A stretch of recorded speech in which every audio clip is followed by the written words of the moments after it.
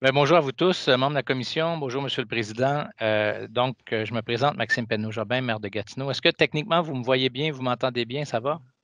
Oui. Oui. Oui.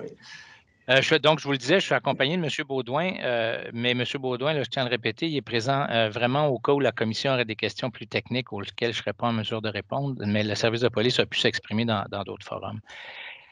Ben, écoutez, à mon tour de vous souhaiter la bienvenue, M. Penneau-Jobin et M. Baudouin. Merci d'avoir accepté l'invitation de venir présenter le fruit de vos réflexions aux membres du comité. Je suis coordonnateur, évidemment, du comité. Je vais présider cette séance-là. Je vous présente rapidement les autres membres du comité consultatif. Mme Marlene Jennings, qui est avec nous. Il y a Mme Nicole Gibault. Mme Gibault.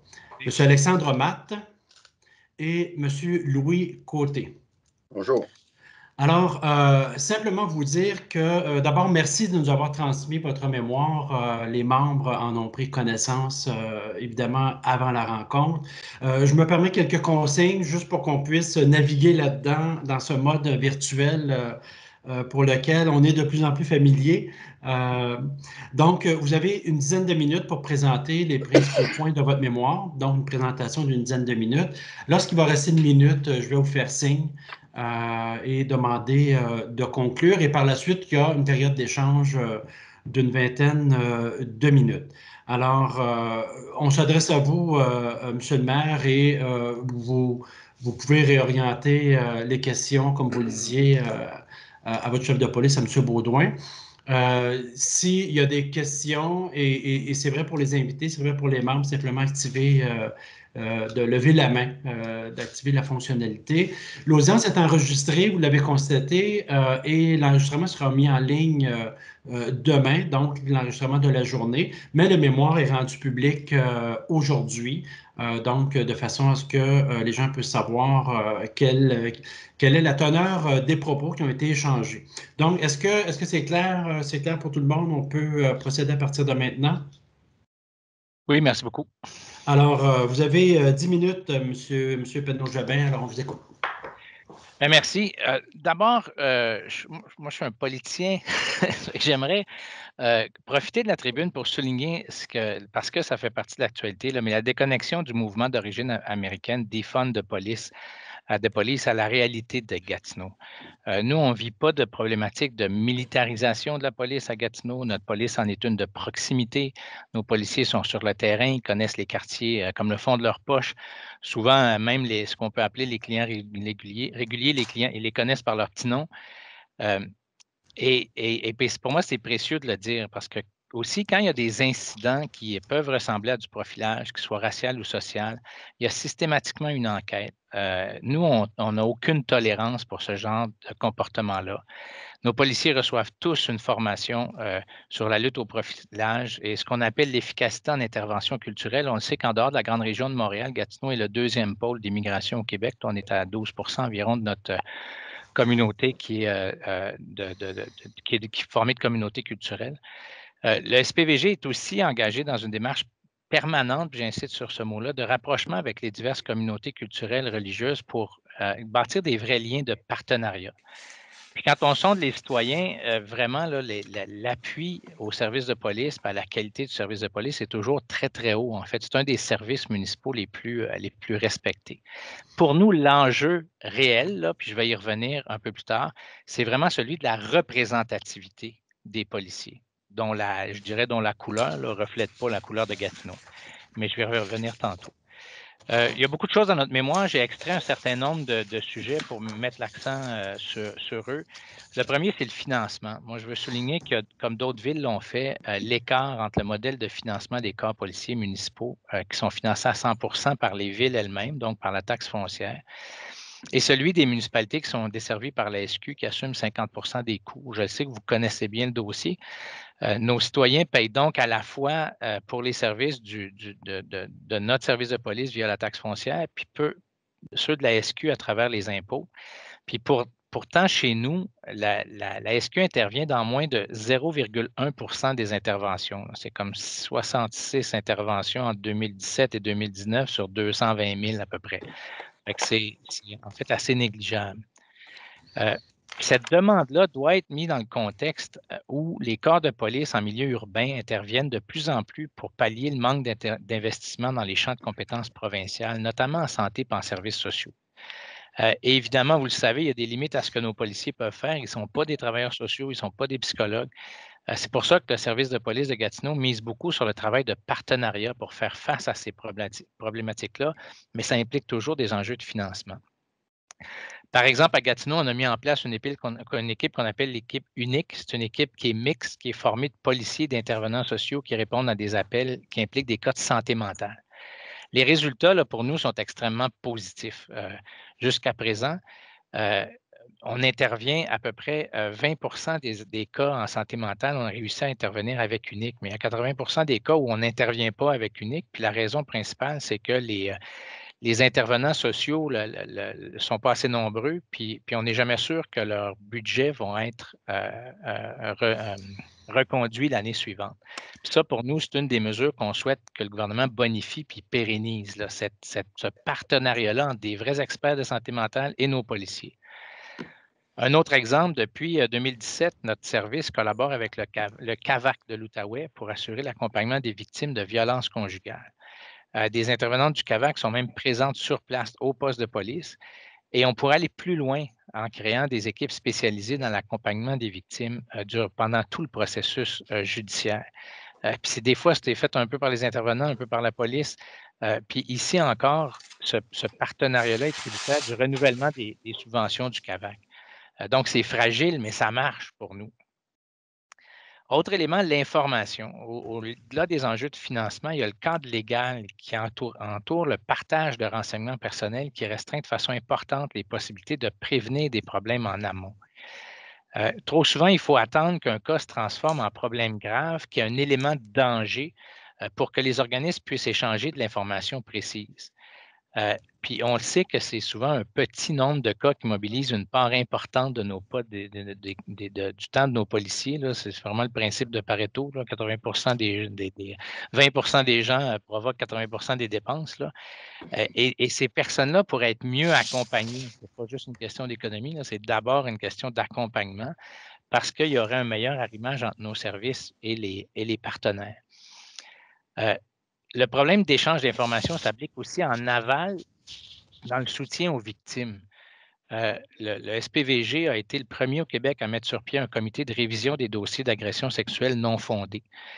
Plusieurs partenaires y siègent, mais le CALAS, qui a une expertise très pointue dans l'accompagnement des victimes, ne peut pas y participer parce que ces intervenantes ne font pas partie d'un ordre professionnel.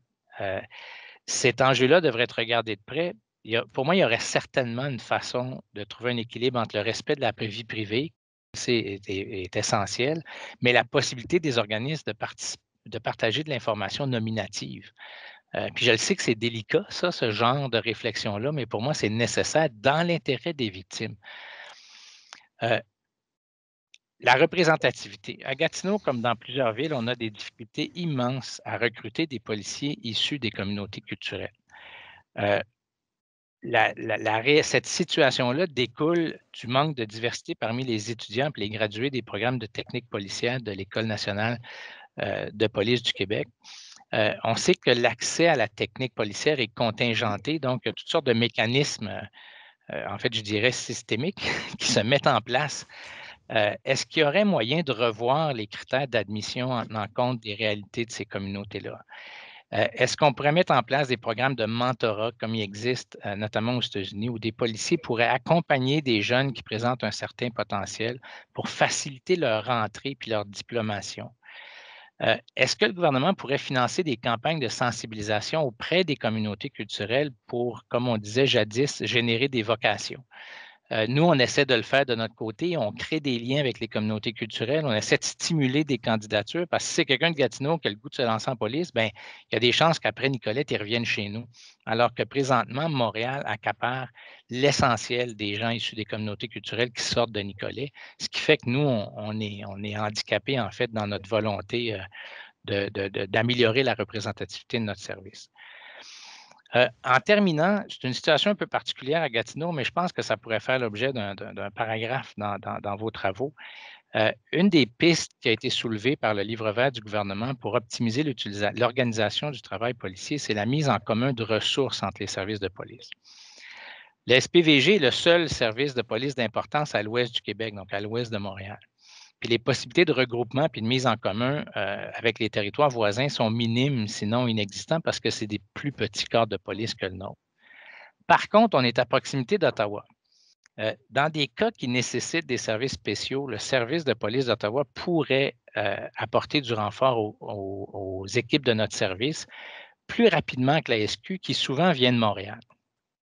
Malheureusement, le cadre légal actuel ne permet pas au SPVG de construire une entente avec le service de conclure une entente avec le service de police d'Ottawa pour le partage de services.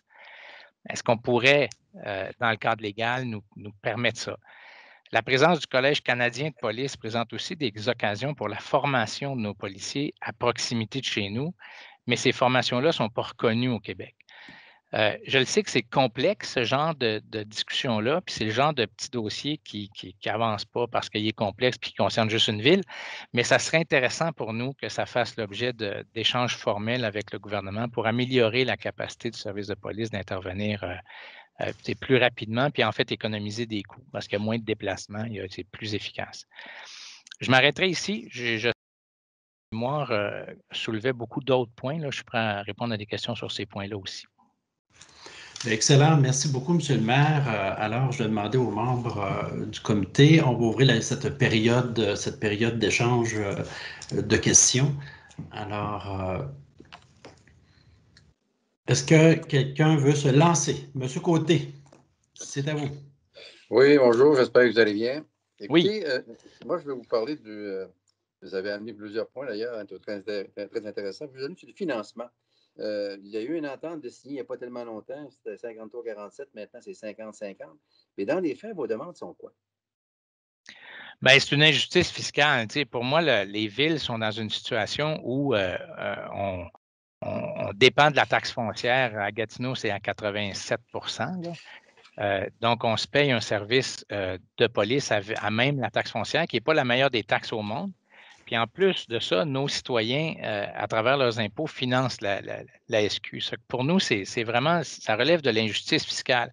Avec notre demande, ça serait, si l'argent poussait dans les arbres et que tout était facile, ça serait de corriger ça immédiatement. C'est-à-dire que les villes recevraient une compensation pour ce genre d'injustice fiscale-là. La mécanique, pour moi, elle n'est pas simple dans un cas comme ça, mais c'est ce qu'on demande, c'est de corriger ça. Si on avait une compensation financière, la Ville de Gatineau, bien, ça ferait que c'est du déjà taxé qui, au lieu d'aller à Québec, viendrait chez nous. Ça permettrait de diversifier les revenus de la Ville, puis nos citoyens arrêteraient de payer en double, ce qui est le problème de fond. Là. Merci. Madame Gibault, c'est à vous. Bonjour, M. Pedneau-Jardin. Bonjour, vous allez bien? Oui, très bien, merci.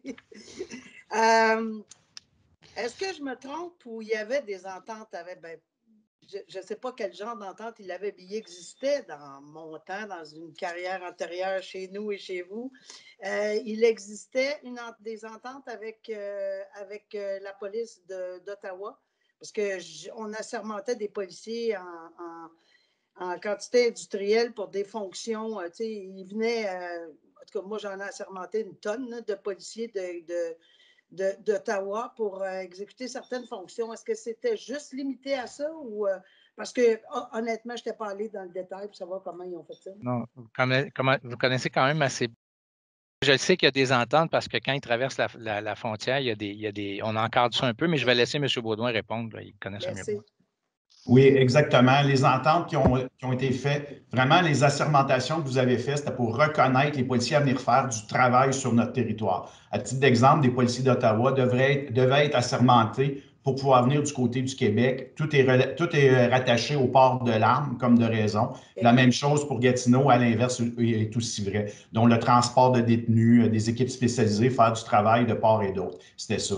Mais avant la loi de police, oui, il y a déjà eu des ententes avec la GRC ainsi qu'avec le service de police d'Ottawa. Mais quand la loi de police a été amendée, à ce moment-là, on avait l'obligation de passer par la Sûreté du Québec c'est eux après qui font les démarches avec les autres services de police pour venir nous appuyer aux besoins s'ils ne sont pas capables d'offrir le service. Merci. Merci. Monsieur Matt.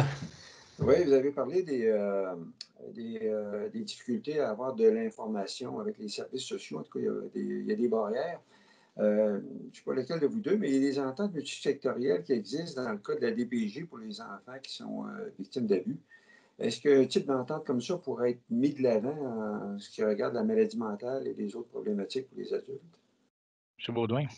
Oui, c'est sûr que des ententes comme celle-là qui pourraient être mises en place seraient bénéfiques. Par contre, on fait face au problème. Nous, ce qu'on voudrait, c'est être capable de se parler en amont pour justement le détecter avant qu'on soit en crise. Fait que ce serait ça qui serait l'objectif. C'est là quand on est en train d'adresser la problématique, il n'y a plus de problème à se parler. Mais là, le mal est fait, malheureusement. C'est pour ça qu'on voudrait vraiment, comme des modifications à la loi, pouvoir se parler en amont, pouvoir agir plus en prévention et en détection.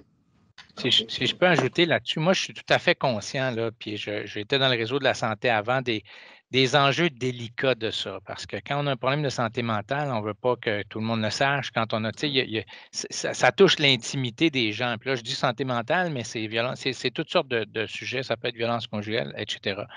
Mais il me semble que comme société, on est rendu là, à se poser cette question-là, voir est-ce qu'il y a une mécanique pour équiper nos services de police, pour qu'ils accèdent à de l'information en amont. Je le sais qu'à une certaine époque, il y avait plus de crainte dans la communauté par rapport à l'utilisation de ces données-là. Moi, je pense qu'aujourd'hui, puis c'est ma lecture à moi de chez nous, là, je pense qu'aujourd'hui, les gens seraient ouverts à plus d'échanges d'informations entre les différentes institutions. Il me semble qu'on n'est pas où on était à l'époque, là. D'ailleurs, si je peux donner un exemple, moi, quand j'ai commencé ma carrière politique au municipal, j'ai une chercheuse à l'Université d'Ottawa, Mme Caroline Andrew, qui donnait toujours cet exemple-là. Elle disait, il y a 30 ans, là, gérer un cas de violence conjugale pour un service de police, ça prenait 1 heure. Aujourd'hui, là, ça prend de 10 à 12 heures. Parce qu'on s'occupe, oui, de la victime, parce qu'on gère mieux le suspect, parce qu'on s'occupe de la famille, on fait des liens avec les organisations. Et ça, je pense que ce rôle-là de la police a fait que la communauté perçoit de façon plus positive l'implication de la police dans des cas comme ça. Alors qu'avant, quand ça prenait 1 heure, là, je ne veux pas tourner coin rond, mais disons que la police ne faisait pas un gros investissement là, dans la victime, puis dans les liens, puis dans les suivis, là. Alors qu'aujourd'hui, je pense que le capital de respect de la police dans ces cas-là a augmenté énormément, notamment auprès des intervenants sur le terrain. Donc, je ne pense pas que la plainte viendrait du même monde, là. Tu sais, les craintes viendraient du même monde par rapport au transfert d'informations. Parce que le monde sur le terrain respecte notre service de police et sa volonté de mieux gérer ces dossiers-là. Merci. Donc, Monsieur Oui, allez-y, monsieur Matt. Moi, je vais juste compléter. C'est tout l'aspect du secret professionnel des services de santé qui est remis en question. C'est ça.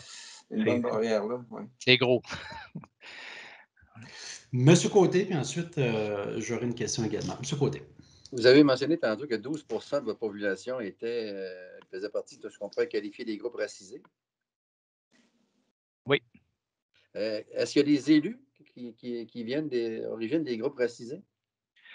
On en avait une. Moi, je suis assez fier de dire que mon parti a présenté la totalité des gens issus des communautés culturelles en 2013. Il y en a une qui a été élue seulement. En 2017, on était à peu près aussi performants, puis aucune a été élue.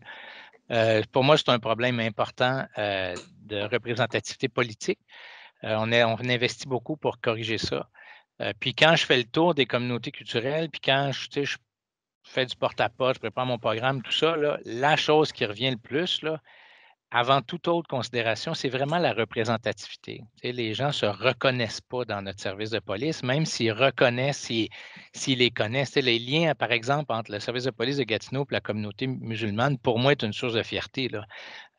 Avec les incidents de Québec, là, ça a pris 30 secondes. Nos policiers étaient devant les mosquées partout, avaient contacté les imams, avaient fait des liens interpersonnels, ils se connaissent par leur petit nom. Là, ça fait que ça, moi, j'en suis très fier, mais le problème, c'est qu'on n'est pas représentatif du tout en termes d'image. Puis ça, ben, je pense que ça nuit ou ça peut nuire auprès des jeunes, auprès de gens qui, peut-être les nouveaux, les arrivants les plus nouveaux, là, qui vont des fois juger notre service de police en fonction de ce qu'ils voyaient dans le pays qu'ils ont quitté.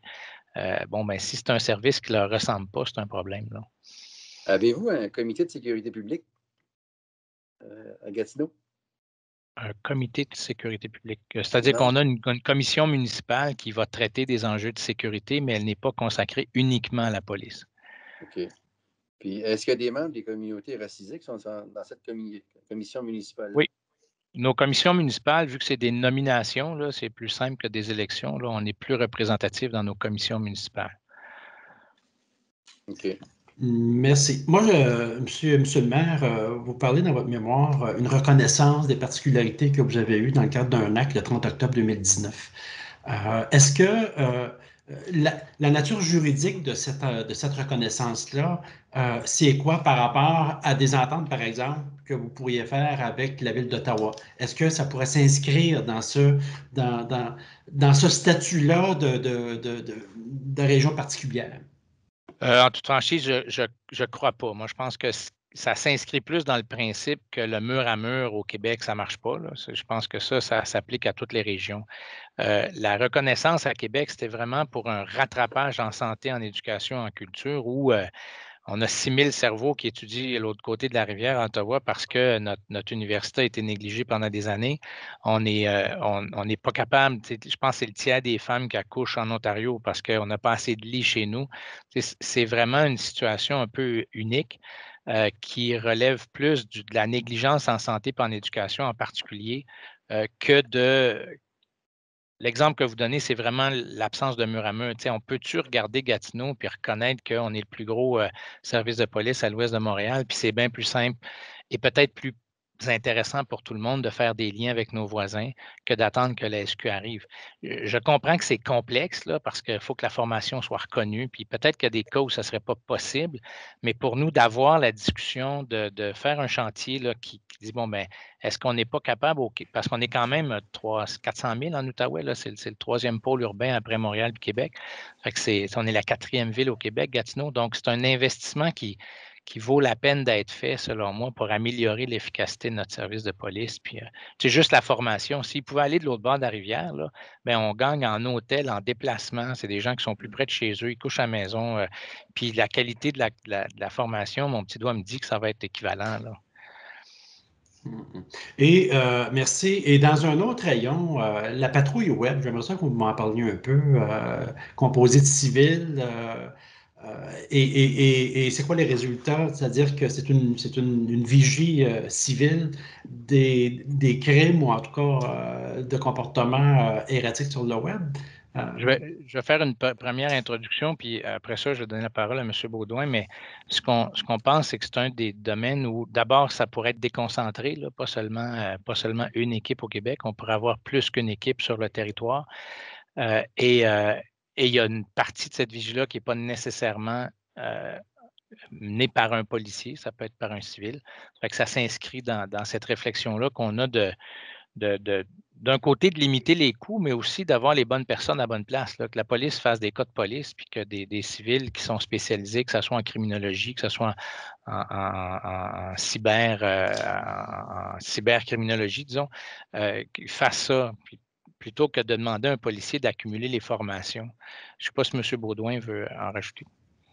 Bien, c'est exactement ce qu'on vous a présenté dans le dépôt de notre mémoire. On se dit toujours, si la personne n'a pas besoin d'une technique policière, vraiment une expertise en matière d'enquête de policiers. Donc, si vous parlez justement de cyberespace, je pense qu'il faut des experts en technologie pour patrouiller cet espace-là. On n'a pas vraiment besoin d'une enseigne de police puis d'un pistolet pour patrouiller ça. Donc, il y a des experts dans le domaine qui sont capables de le faire. Ça évite aussi d'investir dans la formation de ces gens-là. Puis on le sait là, que c'est un domaine là, qui évolue continuellement. Fait que là, on l'élargit. On parle ici en matière de cyber, mais il y a bien d'autres postes aussi qui peuvent être occupés par des civils qui sont tout aussi bons pour faire le travail. À titre d'exemple, de l'extraction de données informatiques. Encore une fois, c'est une expertise technologique. Monsieur Matt. Je veux revenir un peu avec le partenariat avec votre ville voisine, Ottawa. Est-ce que il y avait des équipes M à un moment donné, des squad régional mix qui ont été mis de l'avant avec la Sûreté, j'ai vu avec la GRC. Est-ce qu'Ottawa a participé? Est-ce qu'il y a eu des possibilités de ce côté-là? M. Baudouin? Oui, Ottawa était là à l'époque. Maintenant, Ottawa n'est plus là au niveau de l'herbe. Fait que c'est vraiment le côté québécois. Par contre, la Sûreté du Québec collabore avec le côté ontarien pour s'assurer de jumeler nos enquêtes, rien perdre là, dans la grande criminalité du crime organisé. Et en fait, on se connaît pas mal, là. Moi, j'ai vécu quelques incidents où quand il y a, par exemple, un attentat terroriste à Ottawa, là, il y en a eu un il y a quelques années, c'est absolument instantané la réaction des deux côtés de la rivière. Tout ça est coordonné. Notre service de police a déjà des responsabilités précises, c'est tel pont, telle voie de circulation, etc. Fait que l'arrimage se fait immédiatement. Ça fait que c'est vraiment de pousser un peu plus loin ça, parce que pour moi, les gens se connaissent, là. On sait qu'on est capable de travailler ensemble. Mais d'avoir des policiers d'Ottawa sur une herme avec vous autres, en Massé-des-Collines, est-ce que ce ne serait pas un avantage qu'ils soient présents en permanence sur l'herme? Bien, définitivement, parce qu'on échange beaucoup. On a déjà des équipes en place, à titre d'exemple, en matière de renseignement criminel, on a des conférences hebdomadaires où Ottawa est là et la GRC est présent aussi sur les conférences. Donc, définitivement aussi dans des équipes d'enquête, avoir la collaboration d'Ottawa, les avoir présents. Parce que définitivement, comme je vous ai déjà présenté, la criminalité ici, ma criminalité est beaucoup plus propre avec celle d'Ottawa que celle avec Montréal. Ma criminalité est très régionale. C'est une grande région qu'on a quand on inclut Ottawa. Donc, définitivement, pouvoir collaborer avec eux, c'est une valeur ajoutée. Merci. Ça va? Merci. Madame Jennings, la parole est à vous. Merci. Comme vous faites beaucoup de comparaisons entre Gatineau et Ottawa et différents secteurs dans lesquels vous pouvez et aimeriez bien collaborer, avoir des partenariats, etc., lorsque vous entrez de la question de la représentativité, est-ce que la composition de la ville d'Ottawa est comparable au niveau de la diversité? Et si oui, est-ce que leur service de police a une meilleure représentativité de la diversité que le service de police de la ville de Gatineau? Et si oui, c'est quoi la différence dans leur approche? En toute franchise, je ne sais pas. Je ne sais pas, M. Baudouin, si vous avez. Parce que moi, ce que je vois de l'autre côté, c'est qu'ils sont contestés de façon beaucoup plus intense que nous dans l'actualité. Même cette semaine, il y avait des manifestations. Je ne sais pas s'ils sont plus représentatifs que notre service. Et je dirais que la difficulté avec Ottawa, c'est que c'est 3 fois plus gros que nous. Donc, ils ont des problèmes un peu de métropole, disons. Nous, on est capable de compenser peut-être plus aisément notre absence ou notre faible représentativité par un contact direct avec les gens où on apprend à se connaître, où notre police est très, très communautaire. Ça fait que là, c'est une explication, ça vaut ce que ça vaut. Là. C'est ma perception à moi parce que je n'ai pas accès ou je ne me suis pas renseigné sur la représentativité précise de la ville d'Ottawa, du service de police à Ottawa. Je ne sais pas, M. Baudouin, si vous avez quelque chose à ajouter, mais. Ben, moi, je suis d'avis qu'il devrait être un petit peu plus élevé que nous. Je n'ai pas les chiffres non plus, mais à mon humble avis, je pense qu'ils sont un petit peu plus élevés que nous. Ce qui peut être distinctif, c'est que c'est pas encore c'est pas la même procédure. Au Québec, c'est l'entrée pour rentrer dans la police. Ben, c'est la technique policière au Cégep, par la suite l'École nationale de police du Québec, et après, on peut entrer à la police. Alors qu'en Ontario, c'est différent, le système d'embauche. Le contrôle d'une ville au Québec est vraiment pas très grand sur l'embauche. C'est pour ça que nous, on cible nos activités pour générer des vocations ici. Donc, entrer en contact avec les communautés, stimuler des vocations ici en espérant qu'un jour, après Nicolet, ils vont venir chez nous. Mais c'est loin en amont. Là. Madame Gibault. Est-ce que, merci. Est-ce que je me trompe ou le directeur de la police d'Ottawa est racisé? C'est une personne ou c'est plus le même gars? Je pense que c'est une personne de race noire qui est En partant, c'est le directeur de police, là, que ça a été très, très, très, très bien accueilli, en tout cas à Ottawa, ce que je sache. Mais ma question, pour le reste du corps policier, je ne le connais pas, mais ma question était beaucoup pour les enquêtes et la criminalité, parce que oui, je la connais très bien, cette criminalité-là, dans mon coin. Les gangs de rue, par exemple, parce que c'est tellement facile, et tout ceci, vous avez, j'imagine, beaucoup d'échanges d'informations, parce que ça traverse les ponts, là, ben c'est une passoire, là, je veux dire, il n'y a pas de frontières là-dedans. Là. Et les régions rurales, pour la drogue, etc. Dieu sait si on a eu des problèmes. Alors, j'imagine que ce partage d'informations-là, vous l'avez de façon constante quand même avec la police d'Ottawa. Oui, définitivement. Comme j'ai dit un petit peu plus tôt, on a des rencontres hebdomadaires en matière de renseignement où on touche toutes les sphères d'activité criminelle pour justement échanger ces renseignements-là. Au niveau des gangs de rue, je veux dire qu'on est fort heureux du côté de Gatineau. Oui, on a des résidents de Gatineau qui sont membres de gangs de rue, mais la criminalité se passe beaucoup du côté d'Ottawa. Nous, on en a très peu de notre côté. On est fort chanceux. On sait qu'un portrait criminel peut changer très rapidement, mais oui, c'est une réalité, d'où l'importance d'échanger avec nos partenaires. Merci. Merci. Donc, ça compléterait les travaux. Est-ce qu'il y a d'autres questions? Il reste environ une minute, M. Matt. Oui, bien, peut-être, M. Baudouin, sans doute au courant, l'imposition de la DPQ est à l'effet que les niveaux 1 et 2, sauf hors exception, là, devraient ne plus faire partie de la carte. Vous avez une voisine qui s'appelle Mercier-des-Collines. Est-ce que vous avez déjà pensé ou vous avez des approches ou des ententes de service avec eux autres pour le soutien ou autre? Non, c'est sûr qu'on est des collaborateurs, on est des partenaires, mais la problématique présentement, c'est qu'on a un service de niveau 3. Donc, eux, quand ils ont besoin d'un service supérieur, c'est à la Sûreté du Québec qu'ils doivent faire appel parce que c'est payé par la Sûreté du Québec. Donc, il n'y a aucune entente. La distinction ici, c'est, moi, je fais toujours le parallèle entre faire de la police urbaine, un mode de police urbain, versus un mode de police, je dirais, rural ou périurbain, là, dépendant comment on l'appelle. C'est vraiment distinctif. Ce n'est pas la même chose. Essayer de faire un copier-coller de ce que j'accomplis présentement, l'amener sur le grand territoire de la MRC des Collines, ça aurait un coût faramineux. C'est deux types de police vraiment distincts.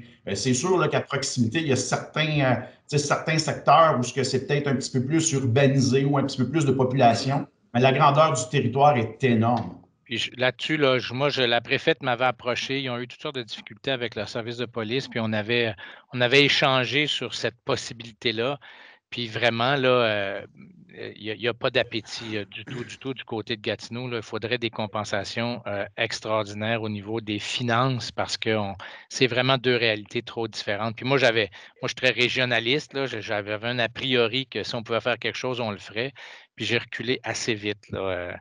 Il y a vraiment un enjeu financier très important qui serait difficile à justifier pour les gens de Gatineau là, si le gouvernement n'est pas là. Puis même dans le temps, là, servir un système rural, là, un territoire rural, c'est pas la même approche. Je ne suis pas sûr qu'on serait si bon que ça non plus dans notre approche. Là. Merci. Bon, bien, merci beaucoup, Monsieur le maire. Merci, Monsieur Baudouin. C'est très apprécié. Puis la qualité de votre mémoire aussi, je veux souligner, notamment en matière de santé mentale, il y a des exemples concrets que vous donnez qui vont nous aider. Alors, c'est très apprécié comme contenu, très apprécié comme échange également. On aurait pu poursuivre encore un bout de temps, mais merci infiniment de vous être prêté à l'exercice. C'est vraiment apprécié par les membres du comité. Merci. Merci à vous tous. Au plaisir. Merci. Merci, au Merci, plaisir. au plaisir. Au revoir.